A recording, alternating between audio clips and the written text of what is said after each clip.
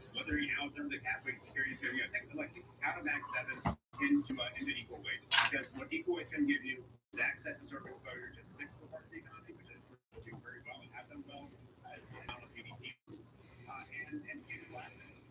So if we're moving from an era of intangible assets to an era of tangible assets here in the coming year or two, that's probably the easiest, most direct way to play that type of deal.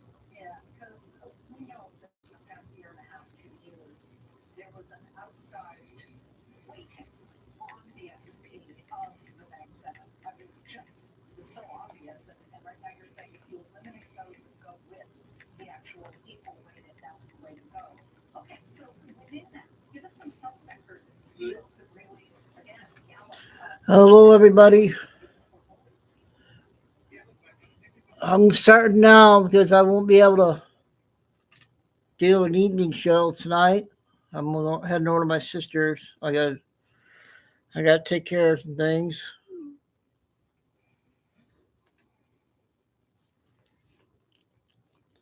So we'll go ahead and get started with Intel because got 2 hours here.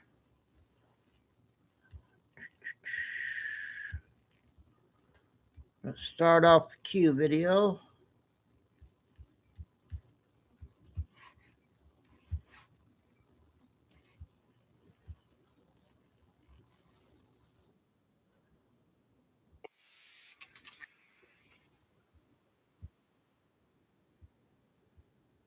Will eliminate the Michigan. What's up, family? Welcome back to Out the Darkness. I am Q. I like Jim Jordan. I like Jim Jordan a ton, but it's got to be tough to be Jim Jordan.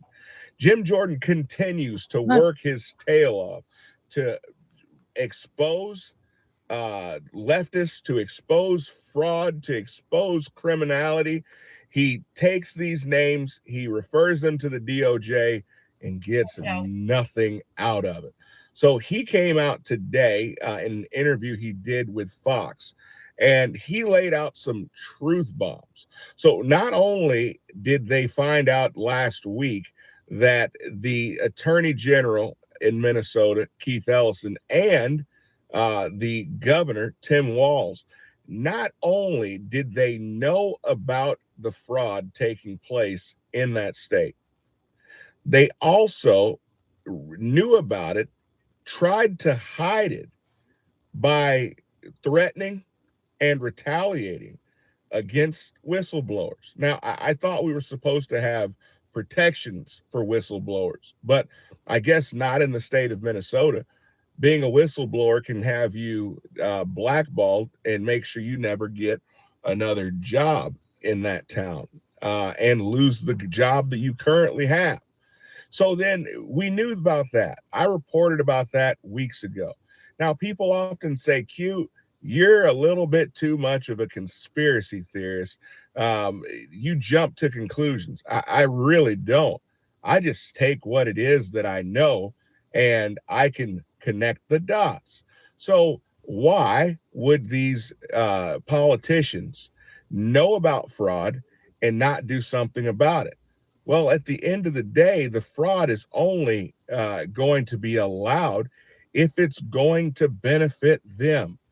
They're not going to shut something down when they're getting a kickback and making money for it.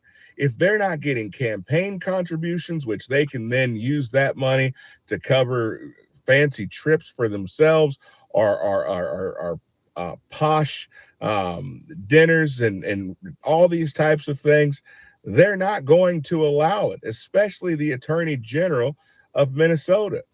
It's like a giant mafia. They'll offer you their protection as long as they're getting something from it. So now it's been confirmed by Jim Jordan that, yes, Keith Ellison and Tim Walz were both receiving campaign contributions from the Somali community in Minnesota. So obviously, Jim Jordan sends that up the chain to the Attorney General, but really and truly, it falls back on the Senate. Donald Trump appointed Colin McDonald to be the Assistant Attorney General to uncover fraud and to prosecute government waste and fraud. That is Colin McDonald's job. But guess what?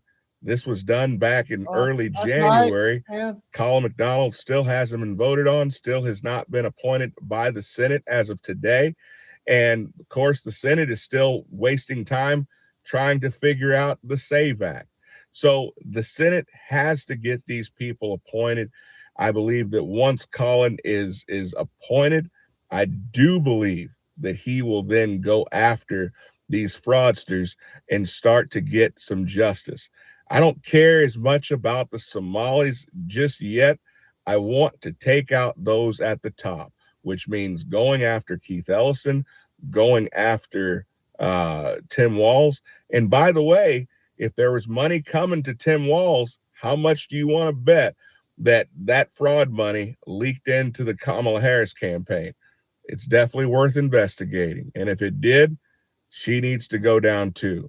You guys have any ideas on this? Do you guys feel like the Senate is actually going to do their job? Do you feel like once Colin McDonald gets in, do you feel like he's actually going to prosecute these people? Or have you lost all hope? Comment below. I'll see you guys next time. Be blessed. Forget everything you knew. First Q thing. I texted JJ.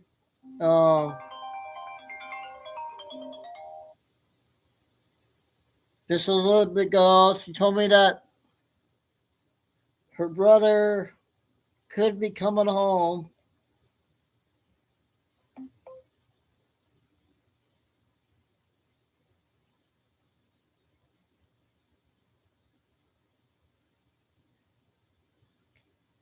So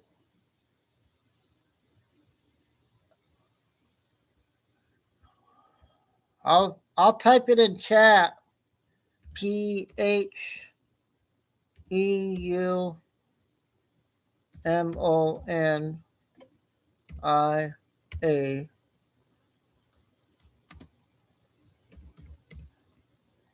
This is what JJ brother has, and hopefully he'll be home soon. She said thanks for the prayers also.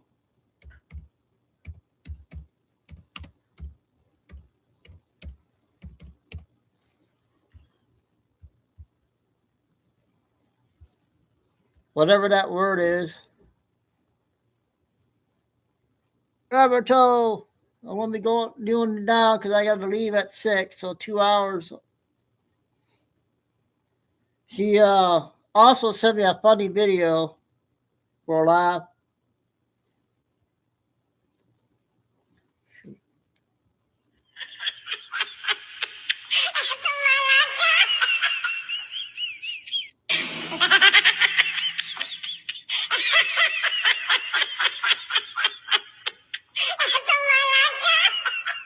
Ah.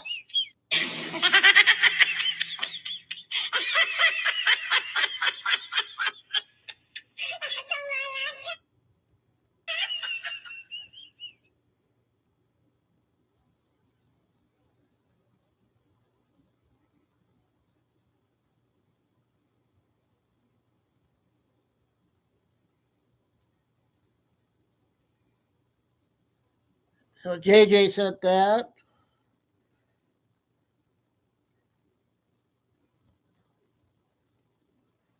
And there's another church that got on fire too. Terry, I'm going to go till 6. Got to go somewhere.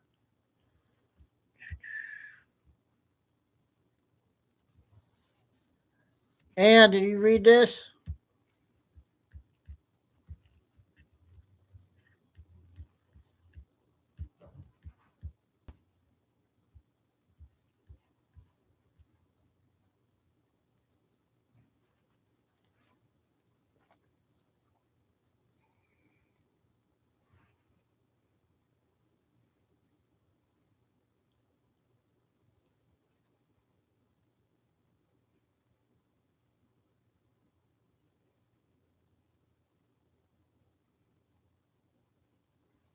So that's the Canadian update news there for you. And I'm going to show these 20-second clips on the fire from a church in New York City.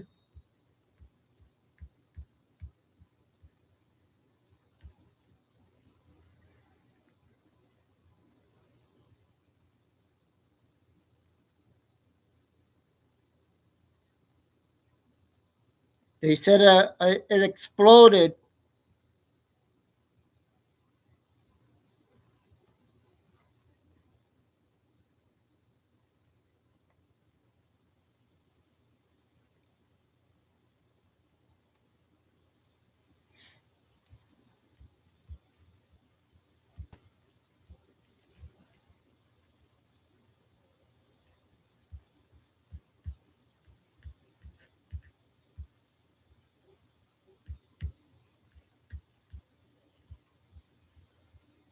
We got one more video here.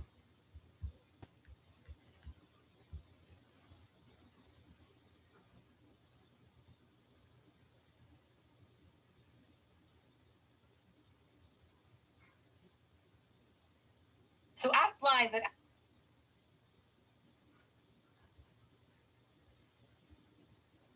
Hey, wow, Wild Dragon. It's been a while. Everything good? Going to go to 6 tonight. I got to do some things.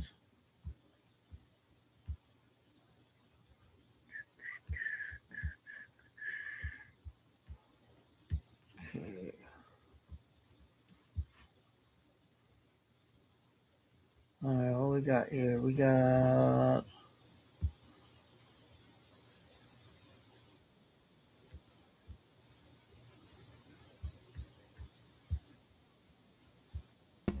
If you have not heard this story yet, I'm about to give it to you. All right, I'm about to drop the tea on you. Let me tell you, I am forewarning you.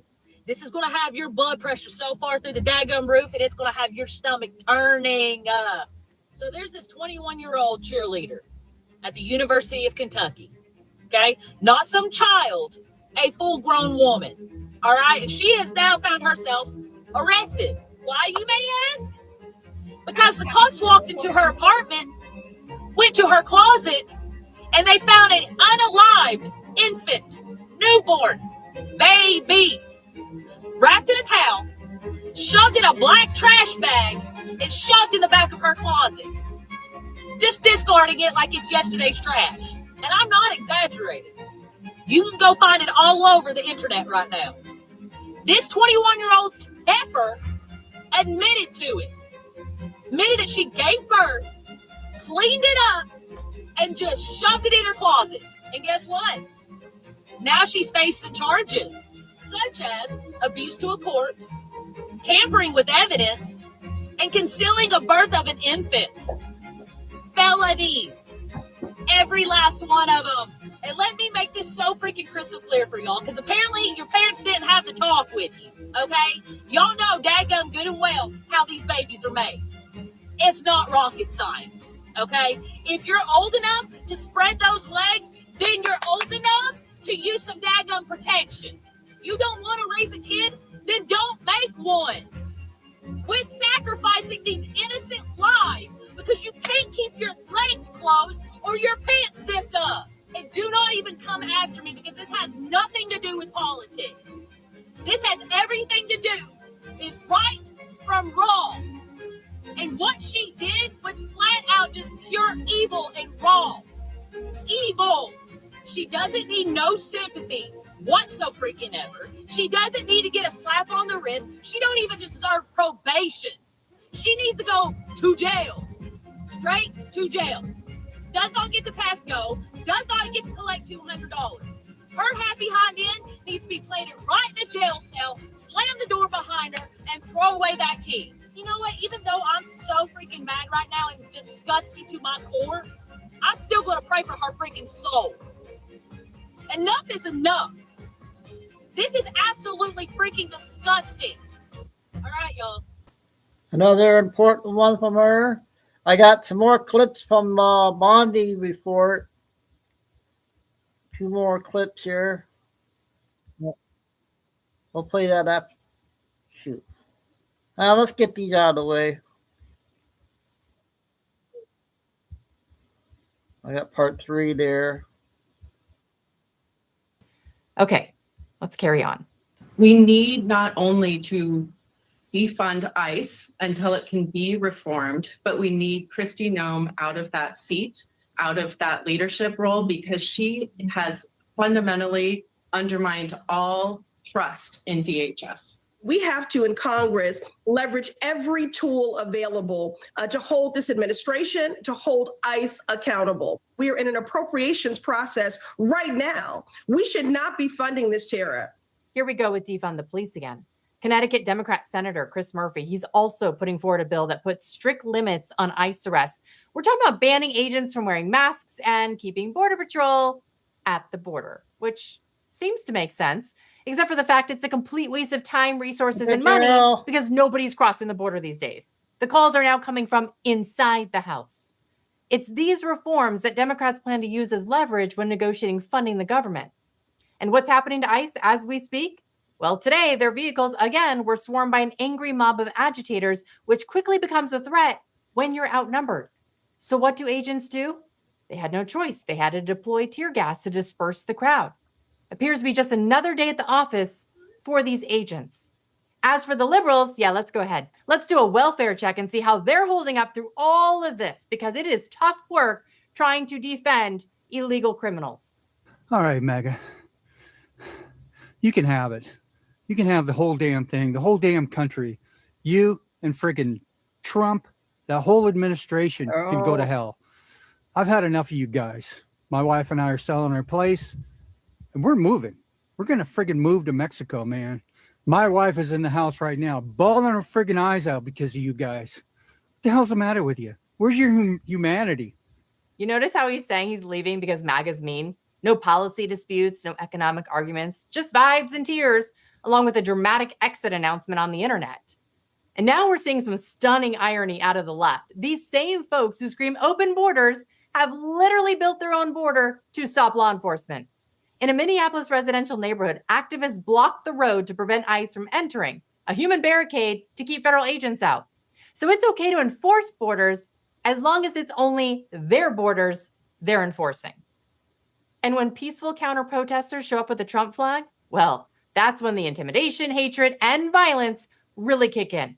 Here's what happened to a couple of gentlemen today, quietly holding a Trump flag in the middle of Times Square.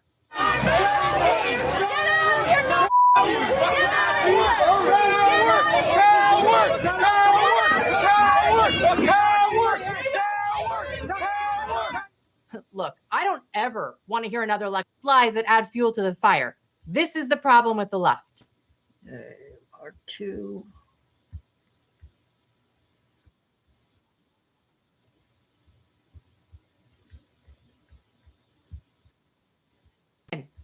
Well, naturally, the left lost its mind. So after the outrage mob went to work, the comedian was essentially forced to release an apology. It reads, quote, "I have great respect and admiration for Crockett, and I regret that my words suggested otherwise. I just want us to win, and I will be better at finding ways to help." Well, here's former Speaker Kevin McCarthy reacting to the news. What it's telling you is the Democrats don't believe in the First Amendment. Look, if I was Jamie Dimon, I'd hire these guys. They gave you the best economic advice. As a Republican, I'm going to tell every Democrat, give all your money to Crockett. She doesn't have a chance in Texas. Waste your money there. They're very smart at what they're doing because those are two Democrats who are very liberal, who one stood up and said, I regret supporting Hillary Clinton as they look back. He said, don't give to Crockett because it wastes your money going there. He also said, oh my God, don't have Gavin Newsom. If we have Gavin Newsom, we're going to lose again too. Those are two Democrats who are tired of losing and wanting to win. You may not agree with these comedians' politics, but give them credit. They showed more common sense than the entire Democrat consultant class. I mean, it was the most authentic thing we've heard from them in a really long time. And authenticity, that's exactly what helped propel President Trump to the White House. The apology afterwards, though, clearly written by an activist. Now, once again, Democrats, they punish truth, script the apology, and ignore everyday voters, which brings us perfectly to Elizabeth Warren. She says Democrats should double down on the far left after getting wiped out in 2024. Translation, our ideas are perfect. The voters are the problem here. None of this would be happening if Democrats hadn't been wiped out in 2024. And according to some self-described experts, Democrats lost power because we were too progressive.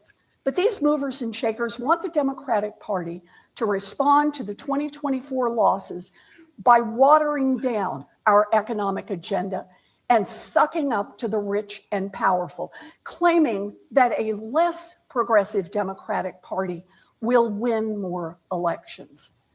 They are wrong. Let me translate what she's really saying here. We don't care what voters want.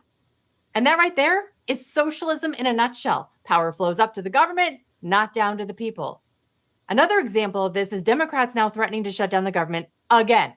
A January 30th deadline now looming, with the left willing to put a massive strain on the American people's lives and their livelihood, all in the name of defunding ICE.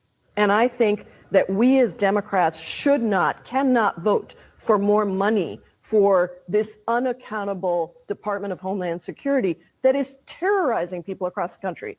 Not the worst of the worst, U.S. citizens, residents, people who have been here for 20 years without ever committing a crime.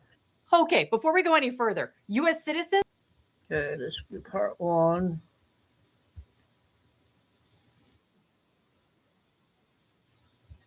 I did it backwards this time. Of her own party are now openly urging Democrats not to send a single dollar for her Senate race because she's that uncompetitive. And this while Elizabeth Warren says she's got the winning formula for 2026. Let's just say Republicans are really going to love her ideas. Then back in Minnesota, tensions are exploding over the latest developments in ICE operations. I'm going to show you what the agents are up against today. Plus, we do a welfare check on the left, as we like to do here, and brace yourself. We have a quickly growing mental health crisis on our hands. Then I'm going to bring you the latest on rising tensions in Tehran and what President Trump is expected to do next. As always, like the video, subscribe if you're new here, and hit that notification bell to make sure you never miss the latest headlines. Well, as the midterms heat up, Jasmine Crockett is suddenly discovering unity right around the same time she discovers she needs votes. What is your message for Hispanic voters in Texas who are going to be so critical to both the primary and the general election? What's your message to those voters? Why should they vote for you? So here's the deal. I want us to remain united. I think that is so important. And the last election was clear that we allowed certain forces to divide us. I want to unite us. And we need to be united in our struggle. First of all, the only people dividing Democrats are Democrats. This party thrives on divisive language, identity politics, and manufactured chaos. Second, this unity tour is anything but authentic. Let's not forget, Crockett recently said she didn't need Trump supporters, which, inconveniently for her, includes a majority of Hispanic voters in Texas. How will you convert those who are supportive of him to voters for you? Yeah, I don't know that we'll necessarily convert all of Trump supporters. That's not our goal. Do you need to? Our goal is to definitely talk to people. No, we don't. We don't need to. Okay, I know it's early, but let's recap. A month ago, she didn't need those voters. She also told Vanity Fair they had a slave mentality for voting for Trump. But now, suddenly, it's all about unity. Funny how that happens when polling starts to look ugly and you realize you actually need every vote you can get in Texas. And just moments after that whole unity speech, she went right back to form. Now, some people get a little funny when you start talking about race, but this is real. There was a Trump-appointed justice. I testified because I'd already sued the state of Texas because Texas is racist. At this point, I feel like we need a PowerPoint presentation just to follow the logic. Unity, but also everyone's racist. Together, but only if you agree with her. And then she wonders why Democrats themselves are quietly panicking about her ability to win a Senate race in Texas. Which brings us to this moment of brutal honesty. When two comedians committed an unforgivable crime on a podcast, they told Democrats, please don't give her money. Not because they hate Democrats, not because they're Republicans, but because they'd actually like Democrats to win. Jasmine Crockett, she is making headlines for all the wrong reasons. Okay, I got her down with 3. I got another, I think this is a Doug video.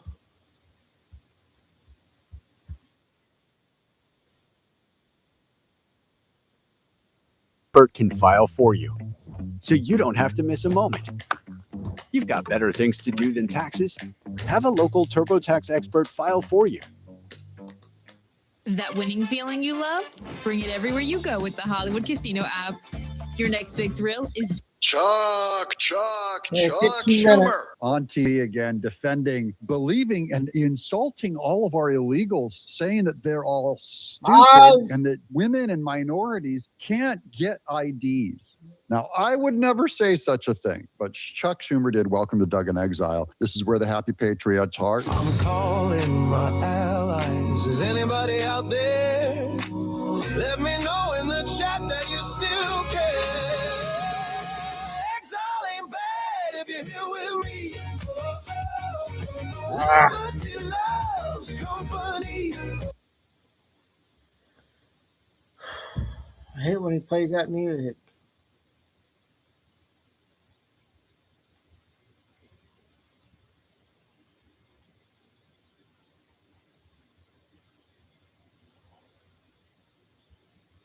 This is about the SAVE Act, the SAVE Act. I'll explain everything by the end of this episode. You'll know more than all of your friends do about the SAVE Act. So, without further ado, let us go. Chuck Schumer on CNN. About 83% of the American people, including a majority of Democrats, support voter ID laws. Well, yeah, the voter ID laws that first, each state can have its own voter ID laws, and some do and some don't.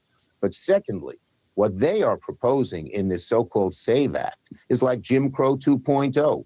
They make it so hard to get any kind of voter ID that more than 20 million legitimate people, mainly poorer people and people of color, will not be able to vote under this law. Oh, 20 million poor people and people of color. Chuck Schumer thinks just now called all of you 20 million people, poor people and people of color. He just called all of you stupid.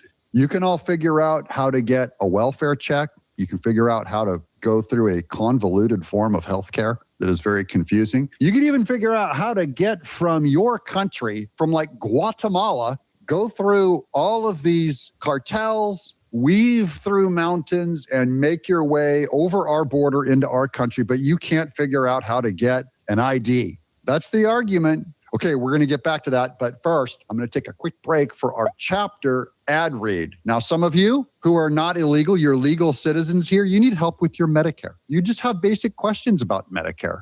Am I on the right plan? How old am I? When can I qualify? If you're about to turn 65 years old, don't wait till you turn 65. Some of you are 66, 67. You've never called chapter. Well, call chapter. They really help this channel out. They help my career out. And I trust them because they have saved you, members of my audience, already last quarter, $1 million.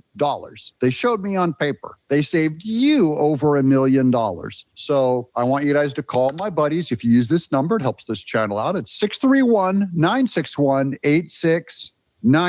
Call chapter. That's the only name I trust regarding Medicare plans. I told my own mom to call chapter about Medicare. Call 631-961-8696. Link in the description and the first pinned comment. Okay, let's get back to Chuck Schumer here. His mouth is moving, so you already know what that means. Because the biggest tell here is he says, 20 million people, up to 20 million people may not be able to vote. He's acknowledging that there's 20 million illegals here running around in the country without an ID. 20 million people in your country with no ID is what he's basically just confessed. Chuck Schumer, thank you. Will not let it pass in the Senate. We are fighting it tooth and nail. It's an outrageous proposal that is, that shows the sort of political bias of the MAGA right. They don't want poor people to vote. They don't want people of color to vote because they often don't vote for them. No, it's not true. Actually, people of color and poor people vote for Trump all the time. That has nothing to do with it. He's lying on that front, and all Democrats that say that are lying on that front should tell you everything you know. They can't win the argument on the facts. They can't tell you what the facts are about illegals voting and people without IDs being illegal. He has to pretend like everyone here without an ID should be voting without an ID. That's what Chuck Schumer is proposing. He watched 11 million illegals come over that border under Biden. He watched it happen. He's pretending like they all have a right to vote. This is a scandal. This is the most anti-American scandal I've seen in my life. That Democrats are proposing this I don't get it. I think they're evil. They're evil and they hate that you and I vote. They have to offset your vote and my vote as born in America taxpayers or people who legally immigrated here. We are overwhelmingly against what they're proposing. Here's John Thune on the SAVE Act. Thune guarantees voter ID bill to hit the Senate despite Schumer. So Schumer, you can talk all you want. Our man, John Thune, John Thune, and Dem opposition, he says, we will have a vote. Let's unpack that a little bit. I found the article over here at Fox News. Thune guarantees voter ID bill to hit the Senate despite Schumer. Dem opposition. We'll have a vote. Thune says Republicans will make Democrats defend their opposition to citizenship requirements as midterms approach. That's how weak their argument is. That John Thune goes, you know what? We're going to make them defend it in public.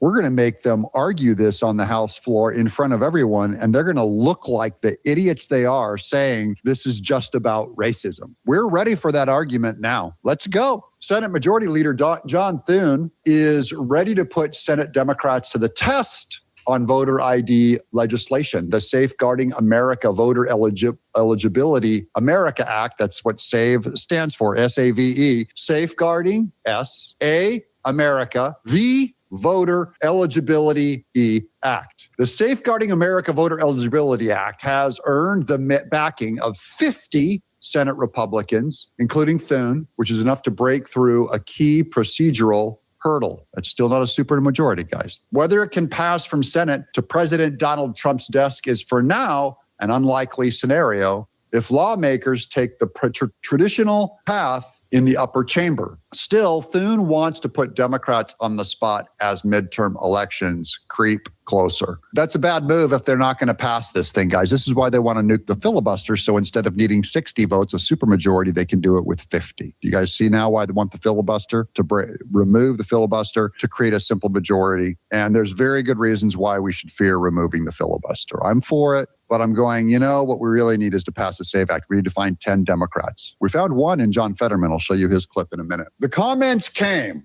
as he crisscrossed his home state of South Dakota, where he and Republicans in their respective states, are outselling their legislative achievements as primary season fast approaches. Thune viewed the opportunity of a floor vote as a way to have Senate Majority Leader Chuck Schumer, Democrat New York, and his caucus explain to voters why they would block a legislative push to federally enshrine voter ID and proof of citizenship to register to vote, which, by the way, is an 80-20 issue. 80% of America, that cuts way into Democrats. 80% believe that you should have to have an ID to vote. So Democrats here are caught once again with a 20% issue. And that's why John Thune wants to run on this in primaries to save his own butt and to save weak rhino Republicans' butts. And that's why he doesn't want to nuke the filibuster, because that would solve it. See what I mean? He wants to campaign, and I want the problem solved. I want the SAVE Act to pass. We will make sure that everybody's on record, and if they want to be against ensuring that only American citizens vote in our elections, they can defend that when they have to go out and campaign against Republicans this fall, Thune said. I don't care, Thune, if you win or not. I want the SAVE Act to pass so illegals can't vote without an ID. Okay? Let's be clear on that, my people. If you guys agree, if you guys are following this yet, let me know in the chat below. Your comments help save this channel, guys. I was going to cut my hair yesterday, and all of you said, you complimented my hair. I went to the beloved Miss Tenaple and I go, beloved Mrs. Tenaple, I was going to cut my hair. And now the audience is going, thank you for combing your hair and changing your hairstyle. We like it now. I go, well, man, now I got to keep it for at least a couple more days. I care what you think. I might be a stalwart of political opinion, but I have a soul. I have an ego. It's fragile. Okay, let's get to Hillary Clinton. Speaking of fragile, yesterday we came up with the term hag-splaining is when she explains, when she keeps interrupting me like a crow.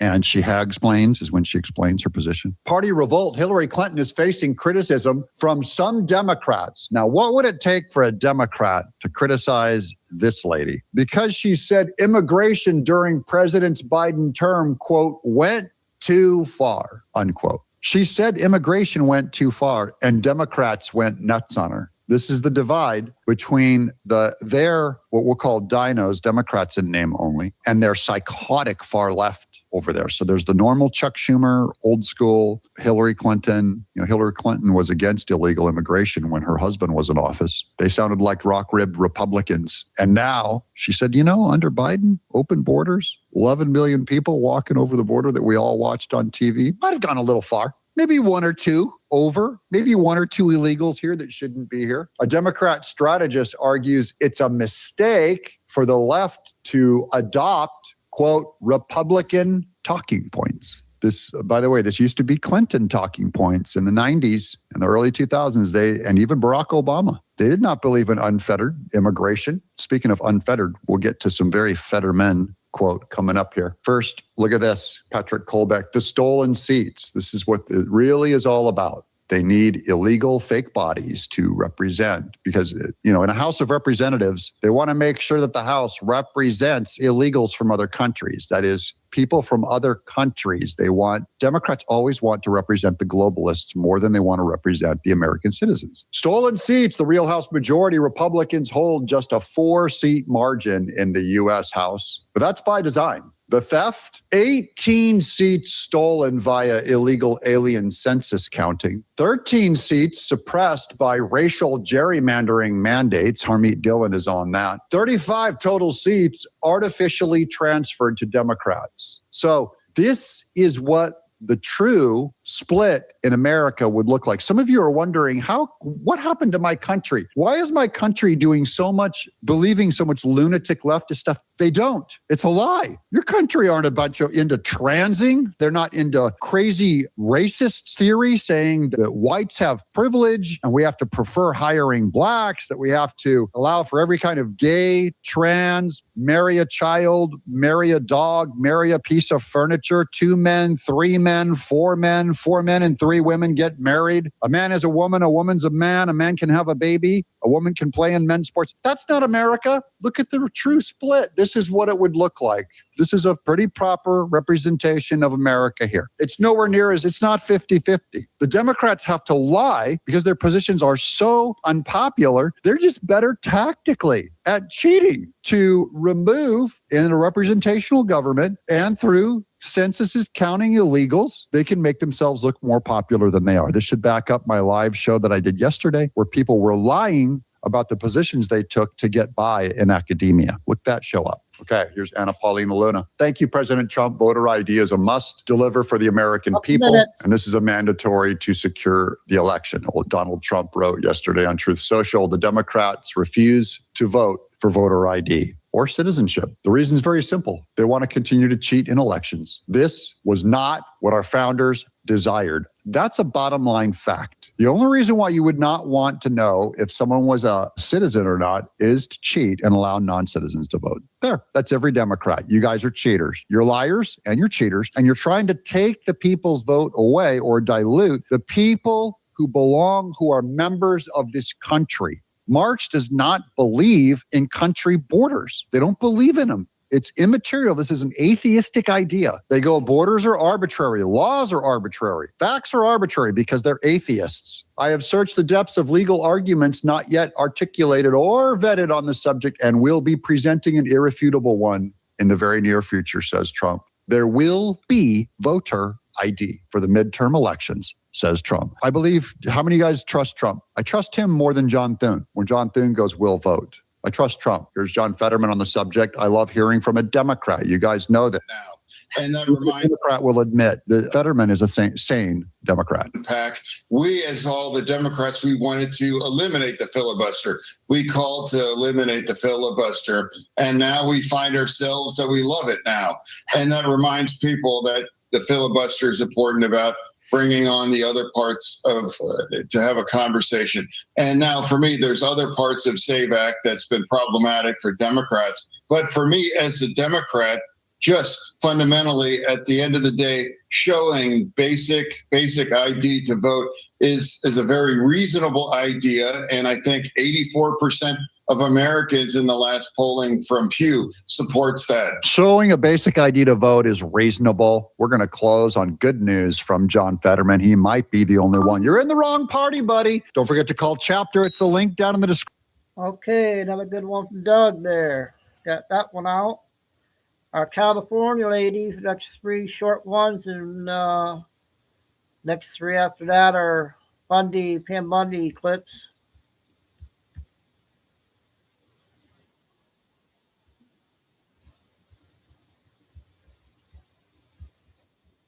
Democrats in jail for helping Gavin Newsom embezzle billions of dollars. And the central focus revolves around Nancy Pelosi, who is believed to be the mastermind behind the public funds that disappeared from state coffers. She is alleged to be Newsom's mentor in a criminal network responsible for billion-dollar embezzlements. I am Fernanda Perez, and what we are witnessing is just the tip of the iceberg. Democratic corruption extends to other states where there have also been allegations of embezzlement, such as Colorado, where Governor Jared Polis allegedly embezzled $25 billion. So this criminal network of Democrats goes far beyond California. But in Newsom's case, he will likely be the first governor convicted of corruption, along with other Democrats like Tim Walz, whom the FBI is also closing in on in Minnesota, executing search and seizure warrants in the state. It's only a matter of time before we witness the downfall of the corrupt Democrats who, until now, considered themselves untouchable. But after so many scandals have surfaced, will we finally see this gang behind bars? If you believe these criminals will go to jail, don't forget to follow me, because what's coming is historic. Pam Bondi has... Okay, that's number one there.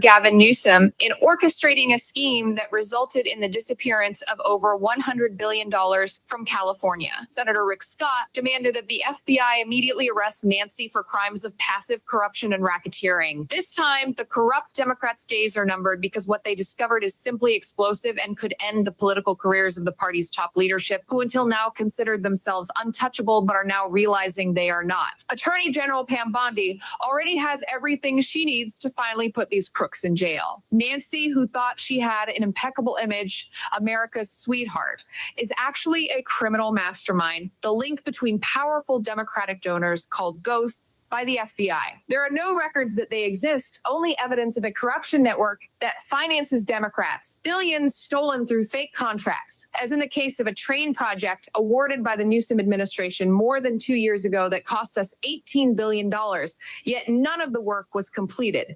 So where did the money go? The FBI found only a portion of it in a mansion in San Diego used for that very purpose. And when elections came, the corrupt Democrats used it to finance their campaigns to remain in power here in California. That's how the Democrats' corruption machine works. I am Fernanda Perez. And if you think this is going to end in a cover-up, ladies and gentlemen, the situation has worsened. Pam Bondi is going after the Democrats' mafia, and even the California Supreme Court could issue an arrest warrant for the governor because the evidence is overwhelming. Now, it remains to be seen whether Nancy will fall as well. Nancy Pelosi could be arrested. Okay, one more.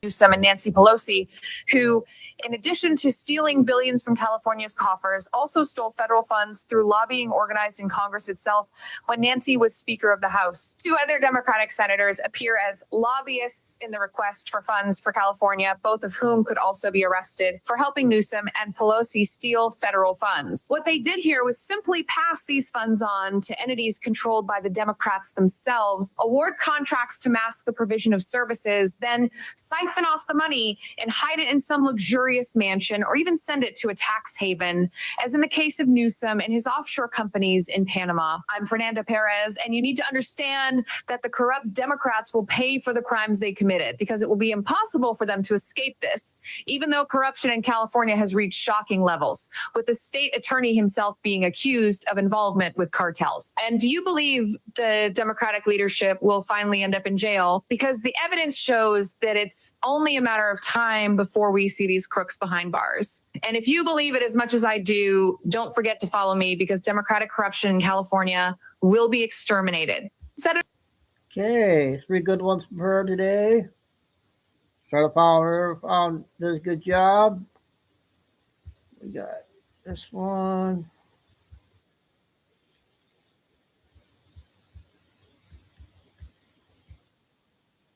What? I got 3 amazing books right here.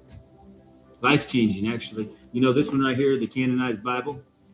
You know what? It mentions this this book of, well, it doesn't mention the book of. It mentions Enoch 4 times. 4 times. God led me to read this Bible, his word, this relationship I have with him. And then he said, Jordan, man, you should definitely read the book of Enoch. And I said, okay, I'll read it. And what's it say? Man, I tell you what, this book right here, it would open up a lot of doors to understanding what the heck's going on in our world. That's for sure. I think, just a little review. It's about the fallen angels who come down and mate with the women, and they teach them all sorts of sorcery and all these matrix type skills and stuff, right? Teach the women, and the women give birth to giants who become cannibals and start eating the entire flesh of the world, everything. And then Enoch is loved by God, and God says, Enoch, go inform everybody, including Noah. Noah builds an ark. He says, go inform them, I'm going to flood the world. That way these giants cannot destroy everything anymore. But the only option I have is to flood it. Jeez, that fits in right in Genesis 6. See, guys, it's about some bloodline of families. This goes way, way back. Everything you're seeing with the Epstein files, everything you're seeing with the horrific mutilation of children. And I just really hope this isn't something that turns into another Sound of Freedom or Charlie Kirk situation. This right here is the most important thing the church needs to speak up about and talk about. You can't let this one go. You can't let the fact that children are being trafficked, mutilated, and destroyed, their flesh being eaten and tortured, because it's already happened for a very long time. It's just now it's finally coming out. And I'll be very interested to see who doesn't care about their tithes and cares more about their people and being informed, because you have to be informed. You must, as a pastor, be a leader to let your people know what is happening so they can be informed enough to go what? Pray. You can't pray for something you don't know about. And you can't just, push this aside like it's no big deal. It was happening in this, and it's happening now. So I'll be curious to see which pastors, which churches stand up and actually talk about it, not worry about their tithe. But you guys read the book of Enoch. It'll blow your mind. It's in the Ethiopian Bible. I mean, they all are. I wonder why. But then also the book of Jubilees, because right now, even though there's so much evil, we're going through a Jubilee right now, God's restoration period. All debts are forgiven, and no one's supposed to work the earth. It's supposed to rest, and the best is yet to come, my friends. Love you. Hey, another good one from him. Auntie's next, you guys.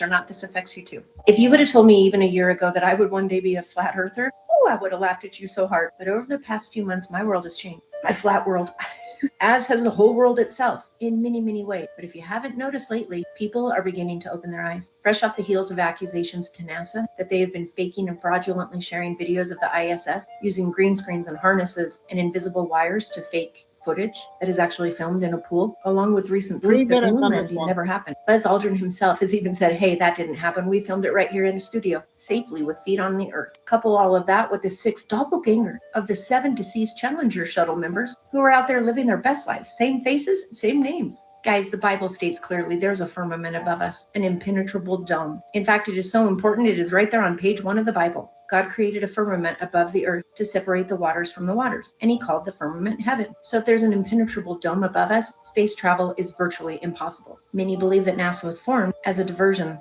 to keep people from nosing around from Admiral Byrd's discovery down by the South Pole. Admiral Byrd discovered land, lots of land, undiscovered land down by Antarctica. But sadly, after his television interview explaining this, Byrd passed away. A year later, NASA was formed. A year after that, the Antarctic Treaty was signed by all 12 countries, making exploration impossible.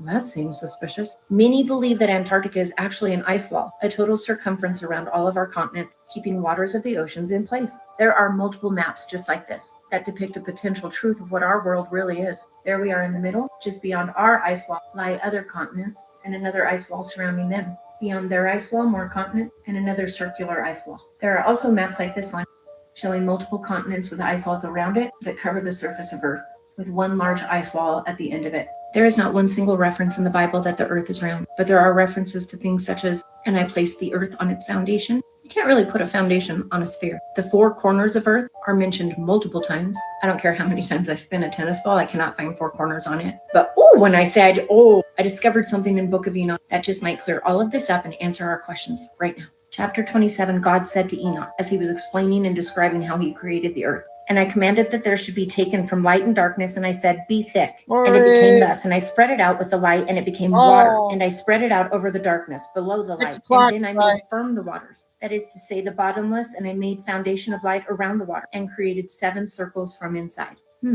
And imagined the water like crystal, wet and dry, that is to say, like glass. Well, I don't know about you, but that's a really good way to describe ice. Wet and dry water, like glass. Chapter 28. And then I made firm the heavenly circle. I collected the sea in one place and bound it together with a yoke. And I said to the sea, behold, I give you your eternal limits, and you shall not break loose from your component part. He clearly told Enoch. He made 7 circles of ice to keep the waters of earth within. And I think now we have our answer.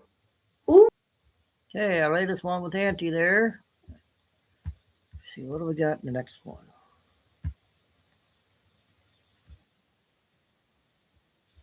Our lady, funny lady here. Don't look like we fucking pimping. Like that, I mean, what is $5 to make you holler? I'm sorry y'all can't see us because Janice's balls. This thing is not right. Can you not look? What did you tell me? Oh my God! Our people want to see us. Oh my God! I can't get it over there. Well, and you can't take it off. I just broke it. Oh no! She made me break my ball. Oh no! You broke my ball. You know what? I think you can fix it. No, the whole thing's broke. It doesn't matter. It doesn't matter. Tell me what you did. Let me tell. What do you do to people that park too far? No, fuck that. Shut the fuck up. I'm not that park too close. No, you do not tell that shit because there are people on here that I've done that to. No. Just don't park. Let me tell you something. Me and Janice just had to climb into her fucking sunroof. Freaking sunroof because somebody parked so damn close to her side of her vehicle. We are the 2 Gen X baggy bitches. We just went back to the same Mexican restaurant and gave the little owner hell, didn't we? We were flirting. We weren't flirting. Go ahead and say, yeah. And Janice kept blowing her down. Ass whistle. Kept doing what? Blowing your ass whistle. Ass whistle? Ice whistle. What is that?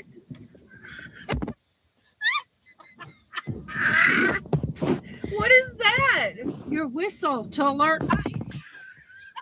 I thought you were saying my ASS. Nobody can see your ass. Yes, they can. Hey guys, we're going to edit this because we done dropped the phone 162 times. We had a margarita fucking Rita. Oh Lord, no, we have a margarita. We actually have to margarita because we are responsible grown ass women, and I told them it is time for me to go home and take my fucking Metamucil. She's getting old. I don't know what to do with her. You're getting old. I got hit on today. You got hit on today? At the Walmart. Sure did. Tell them about it. I was in there doing a little shoppy, and a little man came up to me, had a dog in his buggy, which y'all know how I'm about the dogs, right? Came up to me in the buggy and said, ma'am, I want to introduce myself. And I'm not going to say his name. Yeah, and he said, he might be married. Probably. And he said, before we go any further, I just want to ask you, are you married? I said, no, I'm not married, but I got 55 cats. What else? I'm batshit crazy. Crazy. So can you deal with that? He goes, well, I how many cats you got? 55 cats, man. I mean. Poor thing. Did he run? Eventually. He acted like he was still interested until I asked him, had he ever been in prison? But how many did times he answer it? He did not answer that. He did. I said, are you an alcoholic? Have you been in Ready prison? on this And one, does your Dave? ex not leave you alone? Because that's my 3 fucking priorities for dating a man. Janice and her fucking testicles. One more I got. She had 2 out today.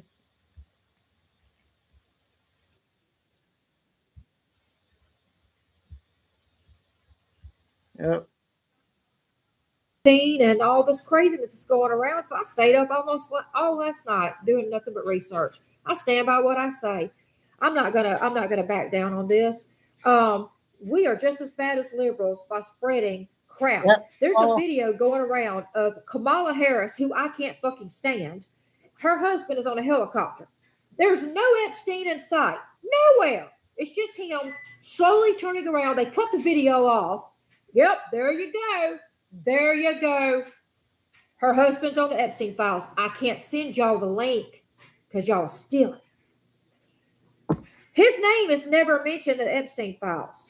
Kamala Harris's husband's name is never mentioned in the Epstein files, but then there's a video that they found in the Epstein files with Kamala Harris's husband in it, but his name is never mentioned. It's Kamala Harris's husband in a fucking helicopter. And the guy's pretending that Epstein is on the helicopter. I can look at y'all right now and say that Epstein is in my living room. And y'all holler out, Epstein! And y'all... Do you know that Epstein was obsessed with food? Do you know he absolutely was obsessed with this certain beef jerky? Okay, I read it. I looked into it. Do you know that not one of those girls that he had at his place and on that island and was constantly flipping and flopping back and forth between man and man, not one of those women have yet to say that they witnessed anybody eating anything they shouldn't have ate. Virginia Guthrie wrote a damn book. That would have been a big, giant, top fucking selling book if she'd have put that in there. Why didn't she? Why didn't she? Because it didn't happen.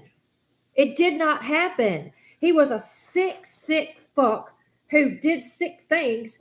But the things that you guys or people are just putting out there, it's making us look deranged. This is why President Trump did not want to release these files right here, because of what is going on. Do you know one of the victims of Epstein is my age? Epstein was born in 1953. That makes him only 13 years older than this woman that was abused. Do you know a lot of the women were young women that were abused? Young women, I'm talking 18 and up. There was an account of an 11-year-old. I did see that. There is nobody younger than an 11-year-old. They didn't have 45-year-olds on the table serving them with cranberry sauce. Y'all can message me, send me whatever you want to send. I don't care. I have stayed up half the night. I have looked at every bit of this stuff. Kamala Harris's husband was not in the Epstein files. He is not on no damn helicopter with Epstein. They did not sit around and have babies stuffed with stuffing on the table while all these celebrities came over to eat. This stuff makes us look like we're just sheep. Tell us anything and we'll believe it. And then we spread it and it goes viral. And that's what people want. They want those views. Okay, so just keep that in mind. You guys. Okay, 2 good ones for murder today. Lucy's listening right now, I think. So let's see what we got next.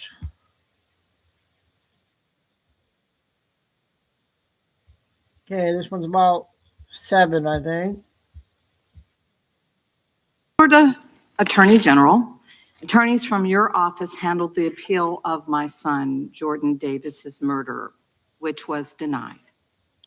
As a result of the efforts of those attorneys under your watch, the court actually upheld the life sentence for a man who used prejudice as his defense for murdering my son and scarring his friends for life.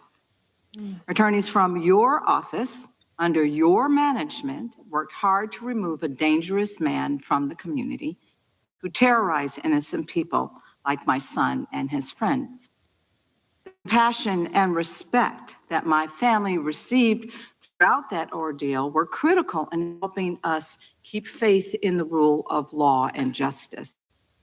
Based on my experiences, I have seen how strong victim services, sustained investigations, and well-supported prosecutors can make a meaningful difference in the lives of families who are grieving and suffering. Ms. Bondi, just yes or no, would you agree that government officials should be respectful and supportive of victims' families as they mourn? First, Congresswoman, thank you for talking about that, and I'm so very sorry for what happened to your family. Thank you. And yes, I agree with that with all victims, including the ones sitting behind us today. I absolutely do.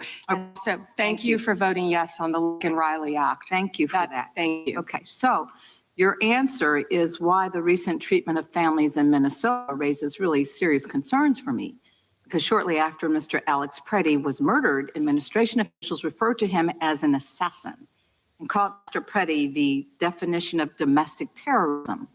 They also lied about Mr. Preddy holding a gun and threatening officers. After Ms. Renee Good was murdered by ICE officials in Minneapolis, administration officials also accused her of being a domestic terrorist and investigated her wife in a clear act of retaliation. The statement Mr. Preddy's mother made after the murder resonated with me more than you'll ever imagine. She said that, and I'm quoting, "The sickening lies told about our son by the administration are reprehensible and disgusting." And I assure you, I know how it feels to hear lies that are told to justify the taking of someone's son. They were used by my son's murderer as a defense, and those lies still affect me today. He was called a thug, and he was called a gangbanger. And the attorneys from your office actually defended my son's name, his memory, and defended his honor. I'm certain that Mr. Preddy's mother watched videos of her son, Alex, an ICU nurse at the VA hospital, using his phone to record federal agents. She also watched him getting pepper sprayed, kicked, hit in the head, and surrounded by at least 7 agents before having his gun removed from his waistband, which he legally carried. And she watched seconds later as 2 of those agents shot her son Alex at least 10 times. The administration was quick to spew an incorrect narrative and call him so many things that they wanted us to ignore the truth that we actually saw with our own eyes.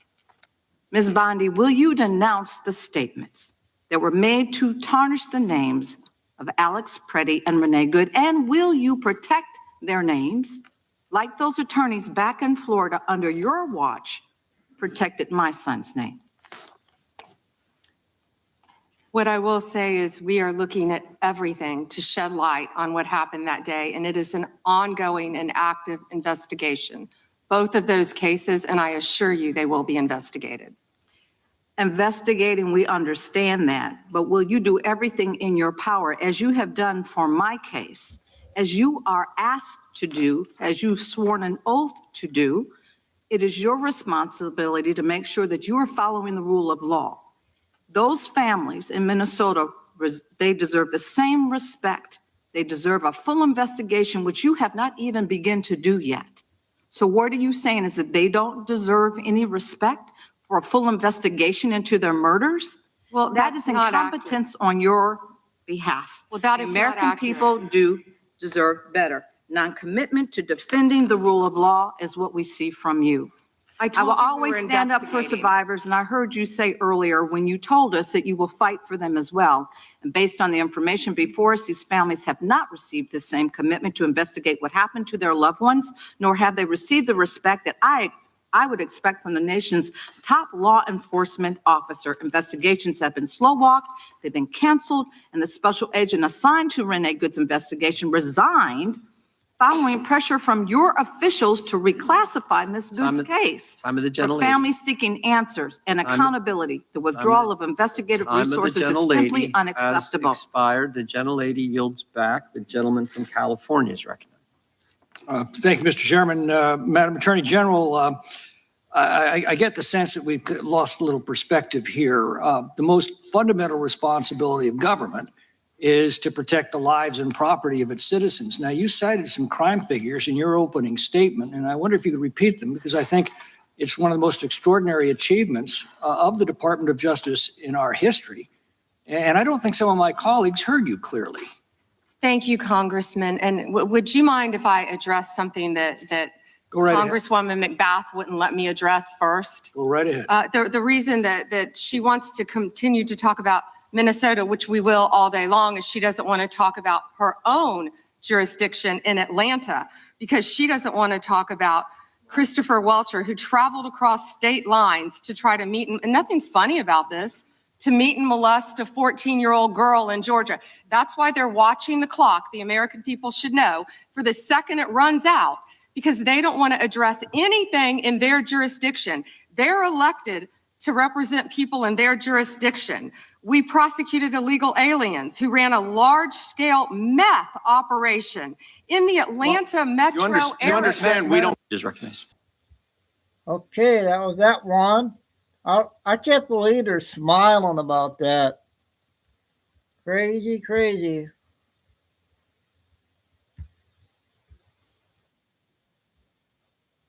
Five minutes. You're here to testify. That's Yes, what the whole point of this endeavor is. So of course we're moving back to you. It is all about you. A trick question. You don't get to Madam Attorney reclaim General. your time. Madam Attorney General, Because I don't like it. Mr. Chairman, I will don't you explain answer to the witness that question the way he you like does it. reclaim his time? Because I don't answer a question to your satisfaction. Mr. Chairman. Madam Attorney General, the time belongs to the gentleman from Colorado. The president under which PIN was created was Gerald Ford. It was created after Watergate. I'm not asking a question, Madam Attorney General. The administration under which it was created was Gerald Ford. When you first started as the Attorney General of the United States, there were 35 people working in that office. There are now 2 people working in that office because you have gutted it. How many people work for the National Cryptocurrency Enforcement Team in the criminal division today? Can I answer the question about PIN? I've asked you a question. How many You've people asked me a work? question, but you don't How want many the answer. people work I'm not for the gonna answer your National questions the way you Cryptocurrency want. Enforcement Team? You won't answer how many? I'll answer PIN. You. PIN will not be You know what? weaponized. You know what? What's Madam funny Attorney about General, this? I'll say to the chairman. What's funny about this? Chairman, you know what the answer is? And I think I What's understand funny why the about Attorney General this? does not want to answer the question, because you eliminated the National Cryptocurrency Enforcement Team last year. So I understand why you don't want to tell the American people who works there. Yeah, I No one understand works why there you don't want to anymore, talk about Madam Mohammed Attorney Solomon General. in So, your district. In any event, who I would just- murdered people. Mr. Chairman, will you stop the clock so his time is not wasted by I've the been witness? very generous with allowing extra time when we have these little disputes. I understand. You got the Oh, time. I might as well ask the chairman these questions. I'd be happy because to what answer is some of your what's questions. I don't want to know the profound? truth. The Or questions tell I the truth. ask. That begs the question. Who ordered her to be transferred to the minimum security prison that she was ineligible for? Who signed off on the special privileges? Was it Mr. Blanche? Was it one of your other subordinates? So please, can you tell us who sent her there, since you don't agree she should be there? I said I do not agree she should receive special treatment. She was transferred, I learned after the fact, to the same level facility, and that is a question for the Bureau of Prisons. I was not involved in that at all. The same level facility, I don't know why, but instead of talking about Ghislaine Maxwell, who hopefully will die in prison, you should I be have a talking couple- about Irina Zarutska. So, as we've heard, she took the fifth in response to every single question in that committee hearing, and her lawyer dangled the offer of clemency. Should Donald Trump pardon or commute her sentence? Should she be released from prison? Yes or no? You said you hope she dies there, so I'm hoping the answer is no. I already answered that question. Good. I'm very glad. I really like this bipartisan agreement about Well, when what it should agrees happen. with you, but you don't want to talk about Irina Zarutska. You don't want to talk about I talk about murdered her all by the a time, violent crime but I am not in here your to jurisdiction. testify before Congress. You are. That is your job today. You are That's what you're getting paid obsessed with attack. I want you to know that your own DOJ employee, he's recently been demoted and had some other problems, advises on pardons. Do you think he will be advising Mr. Trump on any kind of clemency or pardon for Ghislaine Maxwell? I'm not going to speculate, and you couldn't even identify properly. That's why you don't want to talk about Irina Zarutska. You couldn't properly identify her relative. I absolutely It's embarrassing. have been, and her family, by the way, appreciates all. But we're going to. Okay, those are two wild ones there. The next one, this new lady talking about the eclipse. You guys, that's supposed to be tonight. The eclipse, and let me know if I played. I don't see Flying Eagle in yet. but I'm not sure if I played it or not.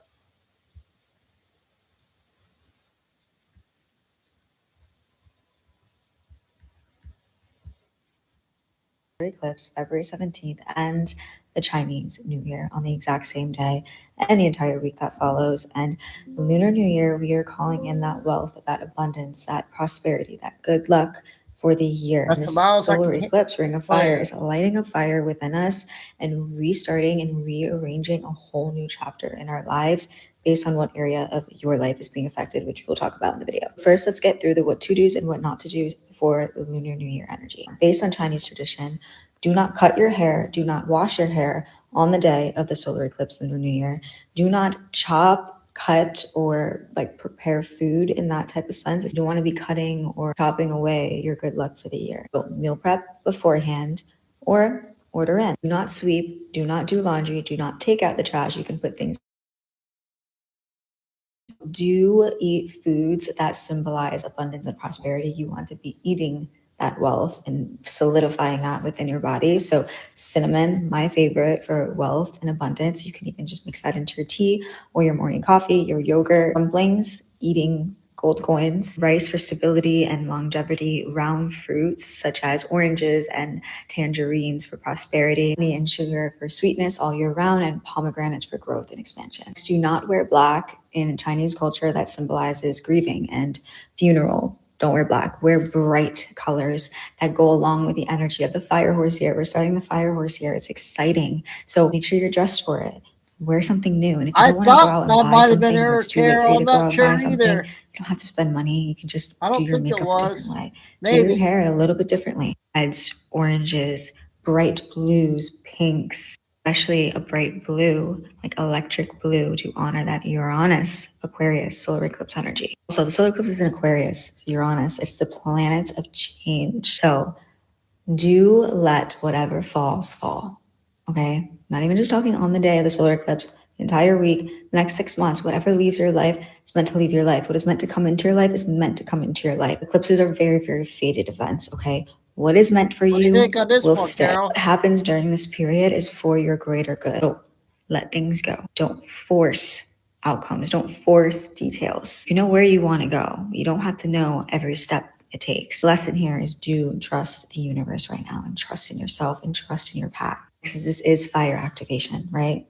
There's going to be a fire lit within you, especially around that certain area of your life that this solar eclipse is transiting through, which is rearranging that area for the next 6 months ahead. Right now, it's so important that you look into that area of your life. Pull up your transit chart to see that. I have a video on here and on my YT long form video to explain exactly how to do it step by step. It's super, super, super easy. But also, I've made you guys a solar eclipse workbook for this reason. It's made specifically to your own birth chart to help you really analyze the specific area of your life, alchemize the energy, transmute it, has specific rituals and exercises made for you for this energy, for this intense energy that we're having for the month of February and for 2026.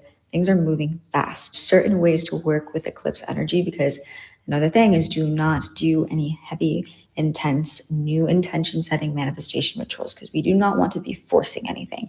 We do not want to be, acting and living in the vibration of want. Not during eclipse season. Trust me, there's so much going on. We are always manifesting in every given second. Remember that, me and you right now at this very moment, we're manifesting. So don't stop like your daily manifestation lifestyle. No new, brand new, forceful intention. This one's a little different because it is a lunar new year. It is that fire horse energy. Hey, But this one all the solar right? eclipse workbook will help you with specific exercises and rituals for you to do not only on the day of the solar eclipse, but the entire week after. Into the next lunar eclipse, which these workbooks go hand in hand, obviously. Lunar eclipse is crazy, by the way, on March 3rd, at 3:33 a.m. Next, what to do during the peak time of the solar eclipse, around 7 a.m. to 7:12 a.m. Eastern Standard Time. Make sure you switch that to wherever you are in the world. Take a second, turn off all the lights, go in a dark room, okay? Put an eye mask on. No music, no vibrational frequencies, nothing. Just you, your thoughts. Set a timer for 3 minutes. Light one candle to symbolize that new fire energy. This is going to be your transitional period. All I want you to do is just focus on your breath and box breathe. Breathe in for 4 seconds. You hold for 4 seconds. You let go for 4 seconds. Hold for 4 seconds. Breathe in, let go. And when you are doing this, you are going to visualize like a box. So like breathing in, hold everything out, that kind of thing. Also, do move your body. Mars is conjunct this eclipse, and it's very fire energy, fire horse energy, right? So move your body, let the energy out. If you don't let the energy out, it can sit in your body and cause a lot of problems. Don't discharge the energy physically. It really messes with you emotionally. This is a timeline shift. You don't force it. You witness it. Remember that. You are always in control of your life, so you can always alchemize energy. Another big do is do observe your life is awareness. Aquarius is awareness. So ask yourself these questions. What feels complete? What feels electric? What are you outgrowing? Look at the people surrounding your life. Aquarius is community, society, energy. Pay attention to the people in your life. You want to be like that person. If someone were to tell you, oh, you were just like that person. Oh my God, you guys are like the same person. How does that make you feel? Do you want to be like that? Also, another do is do fast. Solar eclipses are a great time to fast and kind of just like get your body physically ready for the energetic transition that you were going through. You might be drawn to new things and new people and new ways of thinking and new ways of living and being and socializing, and it's beautiful. It's Aquarius energy. And usually I say during eclipse portal is don't make any big decisions or new decisions. Just wait till like all of this intense energy kind of just wears off. But honestly, during this eclipse portal with the fire being lit within us, with all this fire energy, with the Saturn Neptune conjunction happening so shortly after, like, oh my gosh, it's almost here, right? All these signs, we have all these planets in the sign of Aries. There's so much fire within us. If something lights you up, do it. Don't hold back. Just do it. For example, me, I just moved to Italy again. I'm here for 6 months and I'm here all alone in Florence. That's why the background is so different. But I listen to that fire within me and I'm acting on that fire. That ignition that the solar eclipse is giving you, it can change your life. It can rearrange your entire destiny. And for me, a specific area of my life, which I literally do my own workbooks, is the area of my life that is associated with my career and my brand, which is why I'm here in Italy. So just taking these chances. So I want you guys to know that I do follow my own advice. The big one is do listen to that fire within you. Trust me. Unexpected road is opening for you in that specific area of your life. So make sure you focus in on that. So during the week, make a little notes app on your phone of things that people have told you, especially like conversations with others, because Aquarius rules the collective, right? Or even like things that you see on social media and technology, right? Technology is big for Aquarius. Whatever you see that gives you a thought in your head that's like, oh, wait, that's like a new way of thinking about this. Or wait, that kind of relates to my situation, but that makes me think a little bit differently. Like, oh, like I just had this little perception shift, even if it's a tiny, tiny thing, right? A tiny, tiny thing. It's just like looking at something a different way, or maybe even noticing the color blue a little bit more, like just something a little bit out of the ordinary, which is what Uranus is. It's unexpected energy. Pay attention to that. It is meaningful. Write it down. And then after the week is over, do shadow work on it. Just look at the things and be like, why are all these connected? Like connect that to the house that the solar eclipse is transiting through. Things will make sense. I promise you. Also do the Saturn Neptune conjunction, which I also have available for you. And you can get a discount if you bundle that. Okay, I hope that one was all right. I got another 8-minute one that's JJ told me that it's an important one to play when I texted earlier.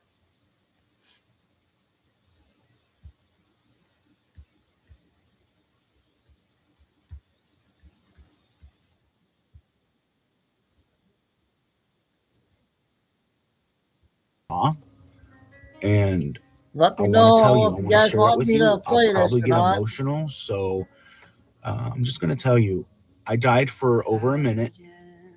When I died, I was transferred instantly to this room, this white room. And I stood up, and then this angel starts walking towards me. And then as he stands like in front of me, he says, I know this isn't what you want to hear right now, but you're dead. And we need to talk about some things. So instantly this book appears in front of him. And he starts listing every single thing I've done in my life. Like every single minute. Things I said, things I've done. And then the angel says, you hypocrite. You've cursed his name. You've used his name in vain. You've broken every single commandment. You hypocrite. You were a pastor. You did all these things in my name. Yet you still fall so short. then out of nowhere, God appears, and you can't see his face. He's so radiant, but he was like sitting down, and all this stuff. There's music in the background.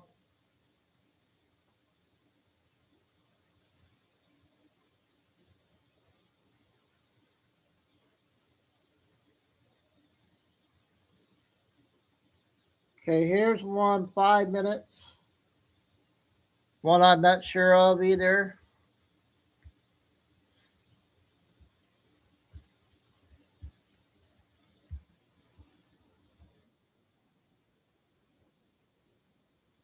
Anybody remember this one? Logically developed people are quietly withdrawing from society. Not angrily, not dramatically. They're just disappearing, going off grid, leaving social media, abandoning careers, ending relationships, choosing solitude over society. Carl Jung predicted this. He called it the necessary withdrawal, when someone becomes so psychologically conscious that participating in collective unconsciousness becomes physically painful. Not metaphorically painful, actually, somatically, psychologically painful. I'm about to explain why Jung believed this disappearance isn't just inevitable for awakening people, it's essential.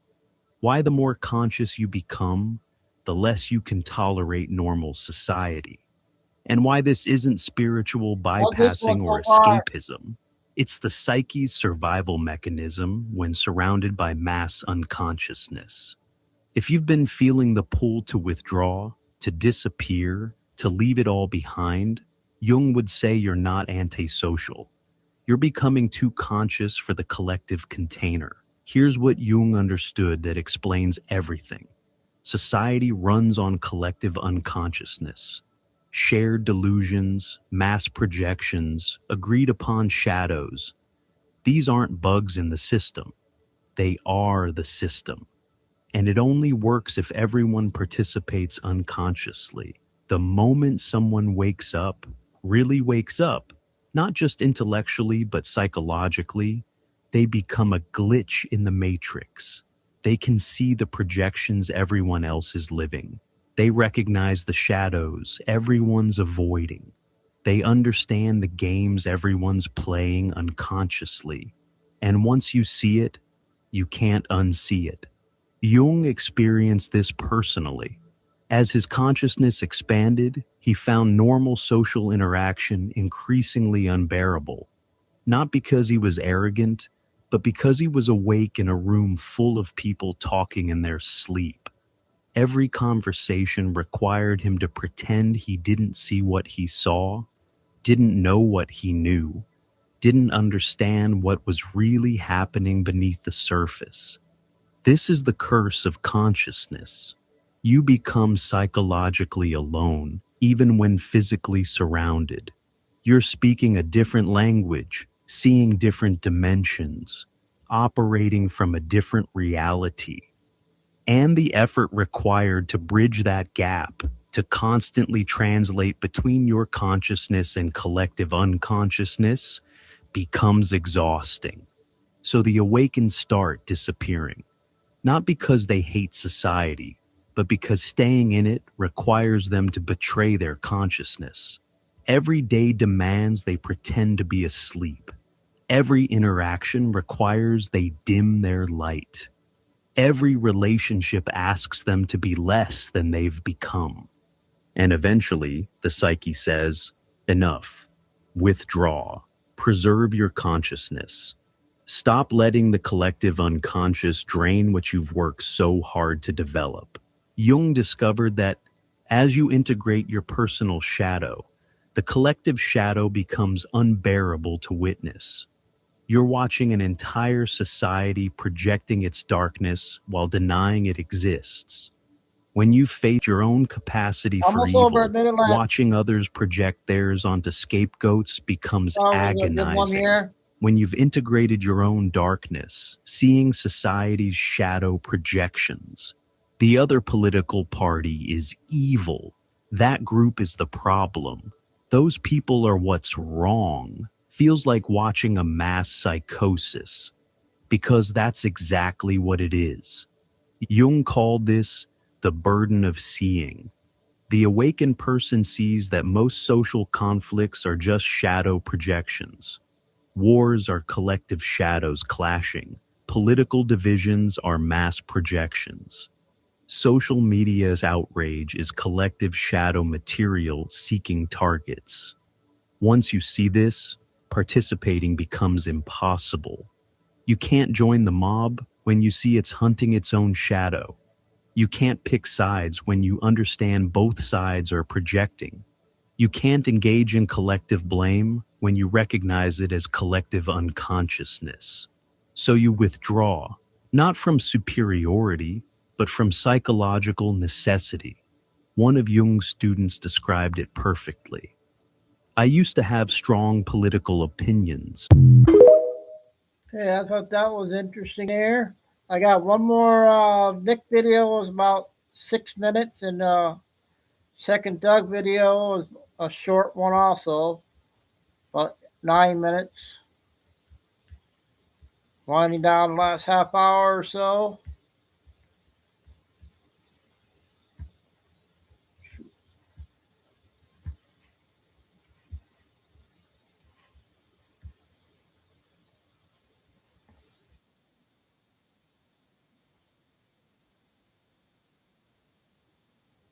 Of Senator Chuck Schumer back in 1996.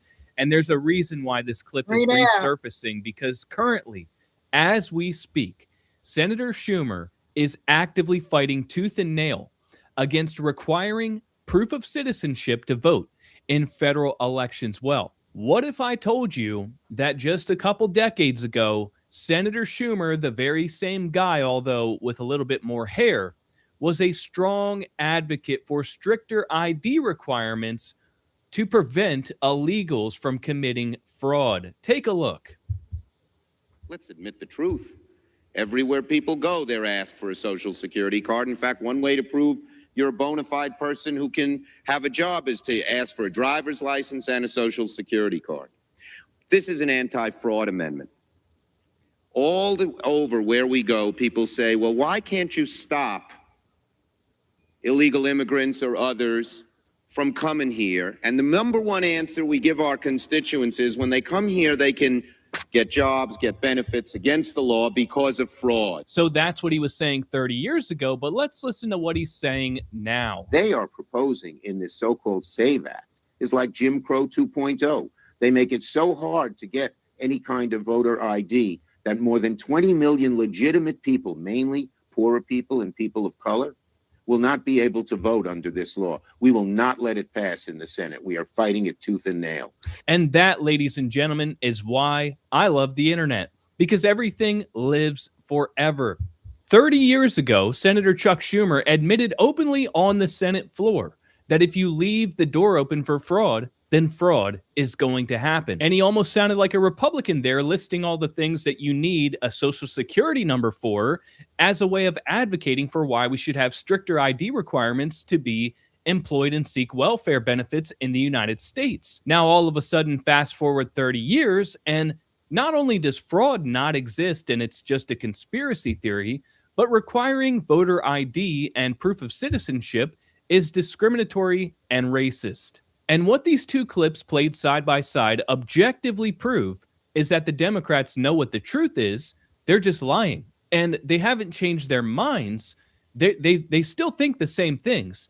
They've just changed their strategy because at this point, due to their radical, crazy policies and their lack of popularity, they know the only way they can win an election is if they cheat. So it's no longer possible for them to advocate for something that 85% of Americans support because their entire party hinges on getting votes from people that depend on a broken welfare system and illegal votes and illegals casting ballots in elections. Now, ladies and gentlemen, drop a comment down below, leave a like and subscribe. And if you want to watch...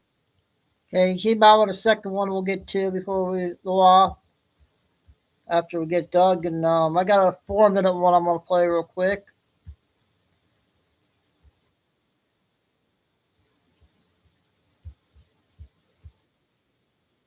I told you to put it down. It's my card, officer. You haven't even looked at it. I said down. Hey, Miller, take it easy. Back off. I got it. You got that little camera on? Good. Make sure it catches this. It was 7:45 p.m. inside an upscale Prime Whole Foods. The bright white lights were about to witness a fatal mistake. Officer Miller saw a Latina woman in a baggy gray tee and dirty white sneakers. He saw a thief trying to scam a $2,000 grocery bill. He was dead wrong. He didn't know that the woman in the faded jeans wasn't a criminal. She was Elena Rodriguez, a federal judge with the power to put him behind bars. That single receipt didn't just end his career, it triggered a $6. 2 million lawsuit that brought the entire city to its knees. Before we continue, let me know in the comments where you are watching from right now. Whether you are here or anywhere else in the world, I want to hear from you. And if you are new, please take a second to hit that subscribe button. It helps this channel grow and allows us to keep bringing you stories like this. Now, let's get back to what happened. To understand the absolute magnitude of the mistake that was about to happen, you first have to meet the woman behind the shopping cart. In the sterile, high-stakes world of the United States District Court, Elena Rodriguez is not just a participant, she is a titan. When Judge Rodriguez enters courtroom 304, the air changes. Prosecutors straighten their ties, and defense attorneys hold their breath. Everyone stands. Not just out of obligation, but out of a deep, primal respect for her authority. For 20 years, her gavel has been the final word on organized crime syndicates and high-profile corruption cases. She is the woman who sent the city's most notorious cartel boss to a supermax prison without blinking. Her signature alone has the power to authorize federal raids or freeze millions of dollars in assets. But true power does not always wear a black silk robe. On this particular Tuesday evening, Elena had left the heavy weight of the law at the office. She was simply a mother planning a special celebration dinner for her son's medical school graduation. She wasn't wearing her judicial robes or her gold pin of office. Instead, she was dressed in a pair of faded, comfortable jeans that had seen better days and a loose, gray cotton t-shirt she bought years ago. Her hair was pulled back in a messy bun, held together by a cheap plastic clip, and on her feet were white sneakers, scuffed and worn from years of weekend errands. To the untrained eye, she looked like a struggling woman, perhaps someone who cleaned houses for a living. Counting every penny, she looked vulnerable. She looked insignificant, but that was the dangerous illusion. Underneath that worn-out cotton shirt beat the heart of a legal genius with a photographic memory of the U.S. Constitution. As she walked through the aisles of Prime Whole Foods, selecting the most expensive cuts of Wagyu beef and a bottle of vintage Cabernet, she was completely unaware that her casual comfort was about to be weaponized against her. The community knew her as a saint who volunteered her weekends at legal aid clinics. The criminal underworld knew her as a shark. But Officer Miller? He was about to judge the book by its cover, failing to realize that this specific book had the power to close the chapter on his entire life. The register beeped with a finality that silenced the line behind her. $2,140. A small fortune for a Tuesday night grocery run. Elena didn't flinch. She reached into her... Think I'm playing? You try to get and see what happens. Okay. Another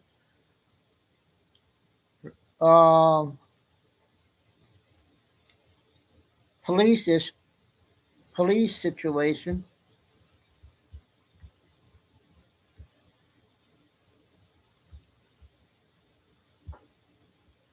And we'll get to the second Nick video.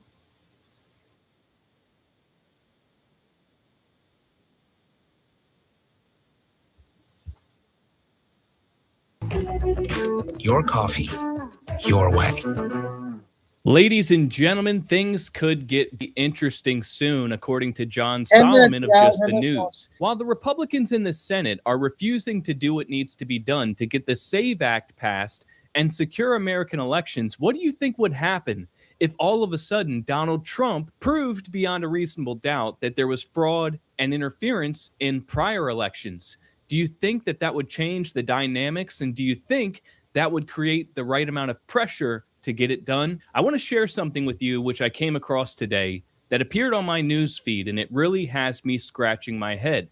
You see, because it looks like Donald Trump may be 10 steps ahead of everybody else, and it looks like he may be ready to drop the mother of all bombshells and prove once and for all that there was fraud and interference in prior elections. And this would obviously really shake things up and change the game and possibly change the minds of many Republican senators that are refusing to do what needs to be done to get the SAVE Act passed. You see, because as it stands right now, the Republicans in the Senate, particularly Senate Majority Leader John Thune, refuses to force the Democrats to stand and debate on the topic of voter ID and proof of citizenship to register. They don't want to call a standing filibuster and force the Democrats to debate because they say that we don't have enough Republicans on board with changing the way that the filibuster works. But I think that it goes without saying that if Trump were sitting on some massive bombshell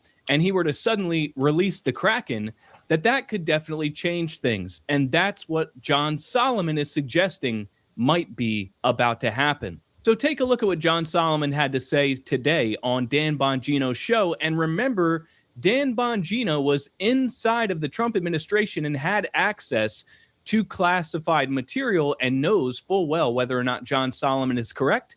And at no point did he correct him or say that what John Solomon is suggesting is not true, which means it could be true. Getting to my next question, though, the SAVE Act. I know you've been following that as well at justthenews.com. The filibuster hurdle, it doesn't seem likely we're going to be able to bypass that. However, I've been strong on my opinions. I'm open to others. I don't get hostile when other people object. I think if there was ever a time to bust the filibuster or enact a speaking filibuster where you have to go to the floor, the SAVE Act, which would save our elections, institute voter ID and integrity measures, I think this is the time to do it because the Democrats are going to do it when they take hold, if, God forbid, but if they take hold of the Senate next time. It's sort of funny to realize what a high threshold the Senate has become to common sense. The Clays and the Calhouns sat on their feet during the formative years of this country, and they debated until they dropped. Our founding fathers did it at the constitutional conventions in the formation of this country. All through World War II, we did it. Now we have a bunch of lazy senators who want to threaten the filibuster and not get off their feet and talk and really represent the people and stand for what they believe in. And all the American people are asking John Thune to do is to restore the Senate to the way it used to work before Mitch McConnell's lazy filibuster ideas kind of came into play. And I think that the American people are going to be there. Here's what I think is going to happen, Dan. And I think you probably know some of this because you had a foresight into some of the things that the Bureau now knows that was kept from the American public. I think Donald Trump is going to change the narrative in America. I think he's going to change some senators' minds, and he's going to do it by revealing some of the things that Chris Wray and that Chris Krebs and other major officials who were in charge of the integrity of our elections and who told us it was a perfect election in 2020, he's going to start revealing some of the intelligence that was kept from the American people. And we're going to see that our foreign adversaries have monkeyed with our system more than we knew, more than those driver's licenses coming into Chicago that you helped get all of us to understand about a few months ago, about China sending fake driver's licenses to help Joe Biden in. There are going to be significant efforts by foreign powers, some friends, some enemies, that were trying to meddle in the system, and they got pretty far down that path.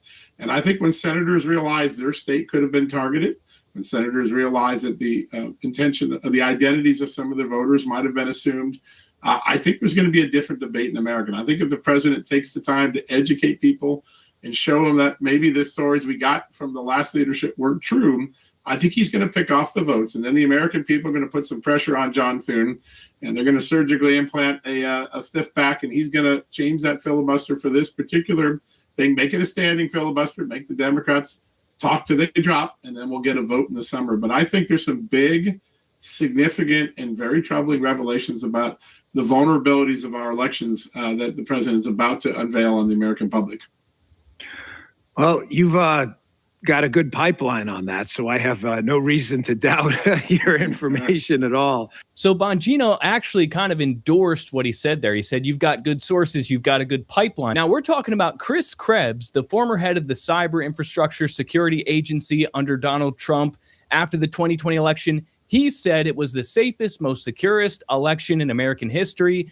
That's where that tired old line comes from. We're talking about Chris Wray, the FBI, burying and hiding classified intelligence that there was foreign interference in prior elections, and that this was buried and hidden from the American public, and that this is going to be coming out soon. Now, remember, we did get that report from DNI John Ratcliffe, the director of national intelligence at the time after the 2020 election, who came out and said that, yes, there was foreign interference in the 2020 election, but nothing ever came of it. We got the report, and that was the last we heard of it. But we know for a fact that there was foreign interference in the election. And on top of that, I don't know if you guys caught wind of this, but there's also another story that's circulating around that there was an attempted steal in 2024. This is a story that's been put out there by Emerald Robinson, Patrick Byrne, and even Elon Musk has endorsed that there was an attempted steal in 2024, but it was stopped before it was too late. So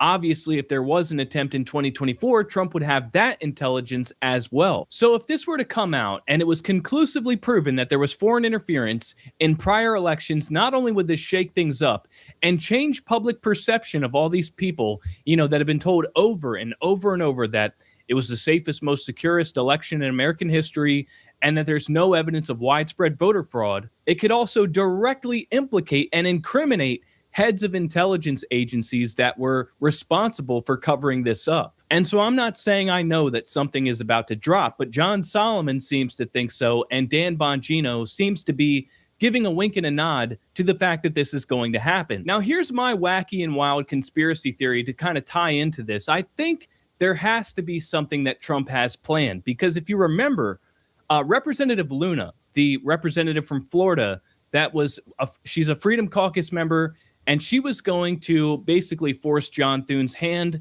the Senate Majority Leader, to force a vote on the SAVE Act. But then she got a phone call, and she was called to come to the White House, and she met directly with President Trump, like behind closed doors. And she was told that the way to go about this is with the standing filibuster. If you really want to get the SAVE Act passed, it's going to be through the standing filibuster. And so she had this mechanism that she was going to use to force a vote on the SAVE Act, and Trump basically told her to drop that, and she was assured that it's going to happen through a different route. At first, I looked at that and I thought to myself, well, we're putting a lot of trust in the Senate Majority Leader to do the right thing, and he doesn't appear willing to do it, right? He's not calling a standing filibuster. He's directly saying that we don't have the votes to do it, and it's like a non-starter. Well, that phone call to Representative Luna would make perfect sense if Trump had a trick up his sleeve and was planning to drop a massive bombshell to completely change the dynamic and force their hand through public pressure like you've never seen before in your life after it's proven that there was foreign interference in the 2020 election, the 2022 election, and possibly the 2024 election. And while it might look like the Republican senators are unwilling to do what needs to be done to get the SAVE Act passed, and they think they're going to get away with it, Trump might have been 10 steps ahead of everybody else and knows exactly what it's going to take to get it done. Now, I want to know what you guys think down in the comments section. Is Trump about to drop the mother of all bombshells and prove once and for all that there was foreign interference in the 2020 election? Let me know what you guys think down below. Okay, we got those two in. I'm going to finish off with the last one with Doug here. Tomorrow I'll be on probably around 11 or 12 and back at 6 tomorrow night.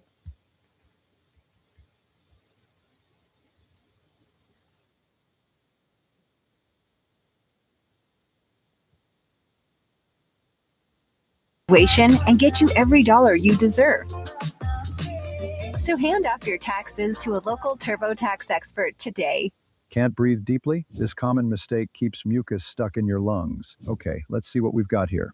Clear clogged lungs. So far, Democrats are only managing to nominate really dumb socialists. And that's what Oh. AOC and Gavin Newsom are. Gavin Newsom, I think, is an empty suit. AOC is a dumb socialist, but she might actually become the Democrat nominee, which is a huge indictment of Democrats that they promote dumb socialists. You can call J.D. Vance whatever you want, but J.D. Vance could be the Republican nominee. He's not a dumb, whatever they want to call him, fascist, or Marco Rubio or J.D. Vance, or even a Ron DeSantis could be the next candidate. We're all rooting for J.D. Vance, but look, even if it's any of those three guys, they're not a bunch of dumb fascists. Democrats are only running dumb communists. Welcome to Doug in Exile as I make my case. Actually, Trump's going to make my case for me. He's going to talk about, AOC embarrassed our country. They brought her over to Munich to talk with Hochul, whatever, Whitmer, all those women. And she embarrassed herself. She was supposed to go there on like a learning mission, and she ends up lecturing them. And she's wrong about everything she says, hilariously wrong. Here's Trump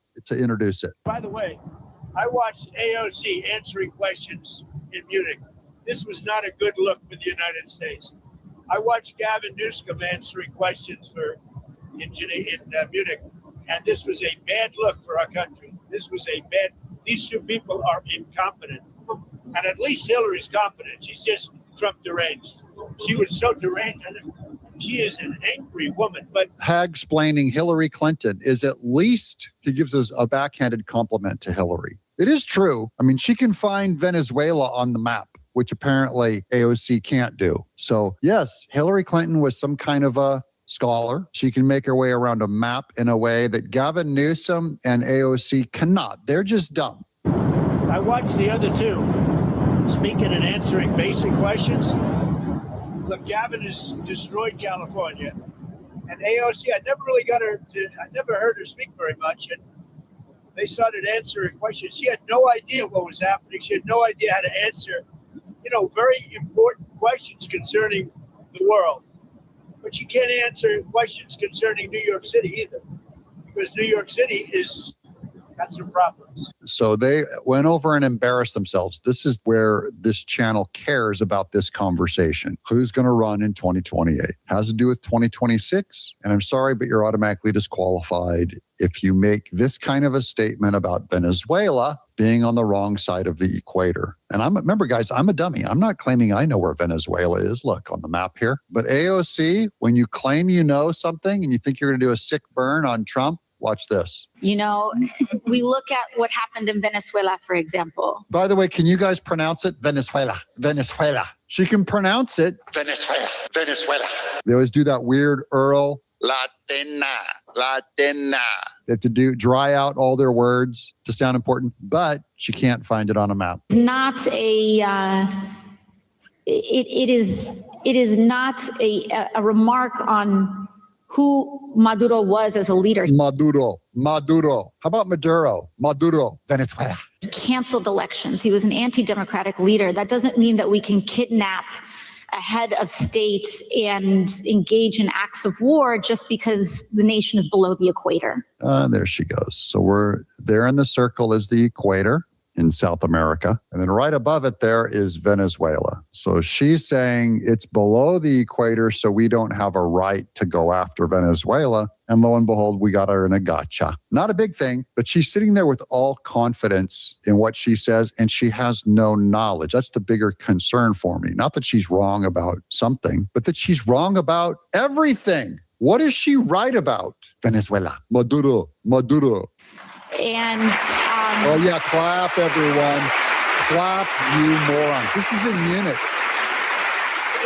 Munich, good one, everybody. All you Euro trash, clap. Euro trash. They'd applaud Germany, who tried to take over the world 3 times. Came from Israel. I went to the Holocaust Museum. There's the fruits of Germany. Weak-minded, couldn't stop your own psychopaths. Hey, you have a psychopath like Hitler rise up in America, and you watch how quickly we dispose of that guy. We'd all go Bonhoeffer on that guy. Wait. There's more. Now I'm bringing in the Catholics. I'm not a Catholic, but I'm bringing in Bishop Robert Barron, how he just dropped a truth bomb on AOC.